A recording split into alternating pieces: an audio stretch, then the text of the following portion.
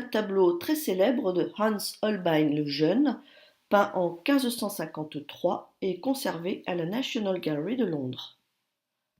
C'est une œuvre importante qui mesure 2 mètres sur 2 mètres environ et qui représente deux ambassadeurs, Jean de Dinteville.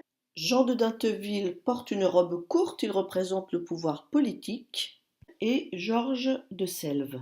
Georges de Selve, l'ami de Jean de Dinteville, lui porte une robe longue, il représente le pouvoir religieux. Ils sont tous deux ambassadeurs, essentiellement Jean de Dinteville, à la cour d'Angleterre.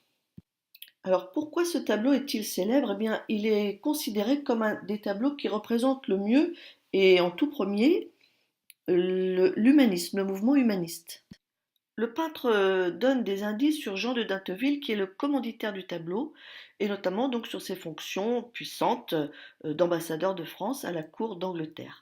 Alors le premier détail, c'est le grand cordon que porte Jean de Dinteville, cordon au bout duquel pend un médaillon et qui représente Saint-Michel terrassant le dragon.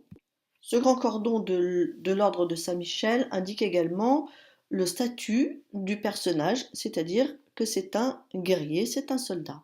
Le second objet est une broche qu'il porte sur son béret, un crâne représentant ce qu'on appelle un memento mori, qui était d'ailleurs la devise de Jean de Dinteville, c'est-à-dire « souviens-toi que tu vas mourir », ce qu'on appelle une vanité, c'est-à-dire un tableau qui rappelle que nous sommes tous mortels. Alors, les vanités sont plus ou moins suggestives, celle-ci l'est particulièrement, une vanité de Philippe de Champaigne, tandis que celle du Caravage est beaucoup plus subtile. Essayez de trouver ce qui fait penser à la mort dans ce tableau. Sur l'étagère, entre les deux hommes, on remarque de très nombreux objets qui résument le savoir de l'époque. Sur l'étagère supérieure, on a le globe céleste, le ciel est en haut, tandis que le globe terrestre est sur l'étagère inférieure.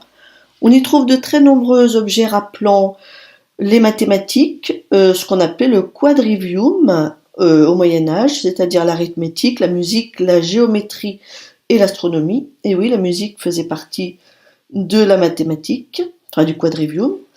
On y trouve également donc des livres, notamment un livre de mathématiques, un livre de chant, un instrument de musique, c'est un luth, mais un luth à la corde cassée, donc qui ne peut jouer de la musique, encore une fois, c'est une vanité.